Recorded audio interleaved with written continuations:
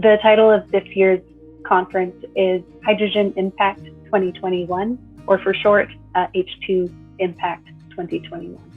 The IPCC report that came out earlier this year, I think, is actually the point that highlights how timely this conversation on impact is.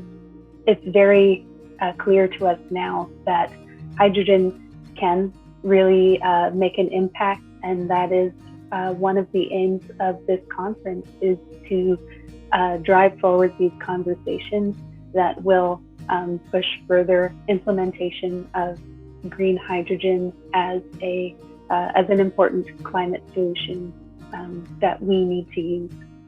So I am Brittany Bright. Some of you know me from last year as Brittany Berry, just noting the name change, by the way, but the same person. I work as communication strategist for Next Hydrogen.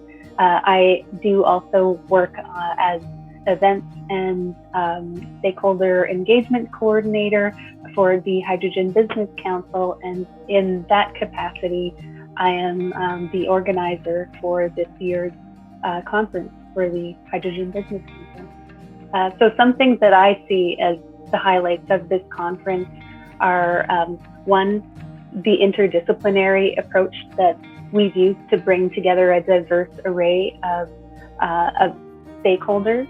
Of course, we have our technical experts and our champions of hydrogen who have been implementing hydrogen solutions and are going to be talking about how that's worked for them. But in addition to these sorts of folks, we've also brought in NGOs, people able to speak from the environmental perspective, as well as municipal or local economic development perspective, sustainable agriculture as sort of a new potential area for hydrogen off-takers.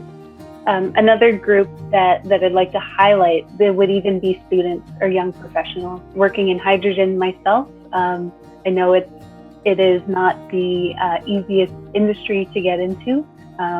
Not everyone gets into it, but we've made this a conference that can definitely provide a sort of a stepping stone into learning. Even for people who are fairly new to hydrogen, I think they can actually take part in this conference and get something out of it.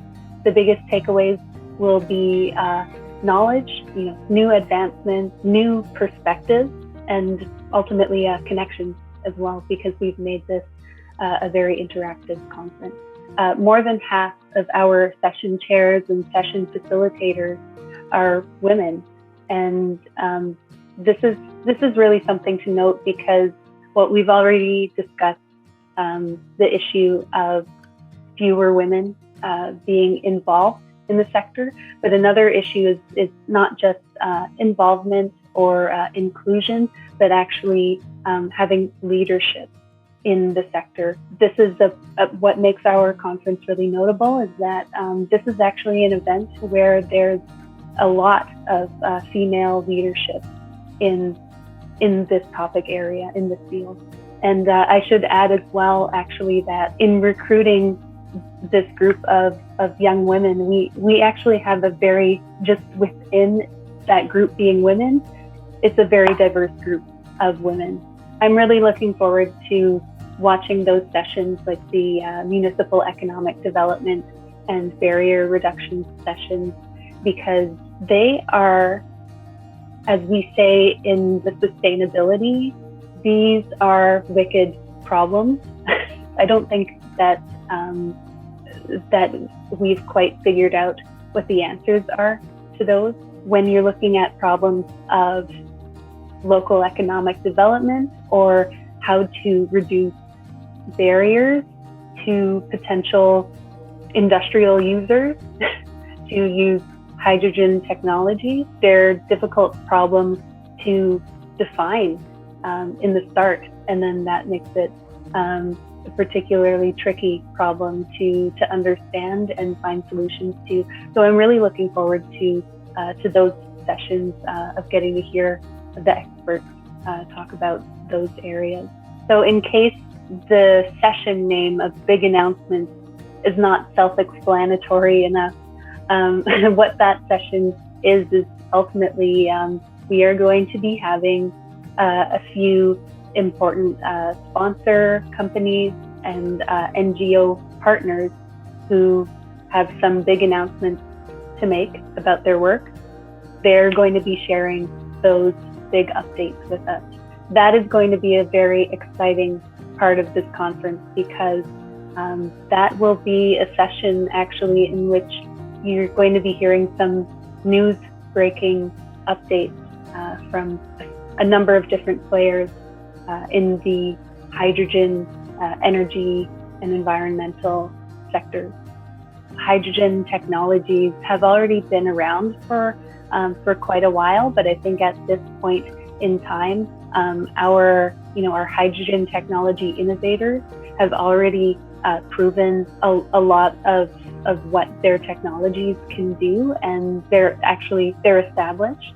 So ultimately, where I think we are now is I think we are seeing this snowball effect having already surpassed its beginning point, and it is really picking up now. And another aspect on top of this, comes back down to the environmental factors. We need to be using technologies for our energy transportation needs that do not rely on such a high carbon impact. And the evidence has been very clear that we need to be reducing our carbon footprint, and this is a way. Hydrogen technologies are a way to do that. It's not just that this is something we need to do for the environment, and we're willing to pay for that, but there's actually the economic opportunity that comes along with it. Hydrogen now is an economic opportunity. It's not just it's not a sunk cost.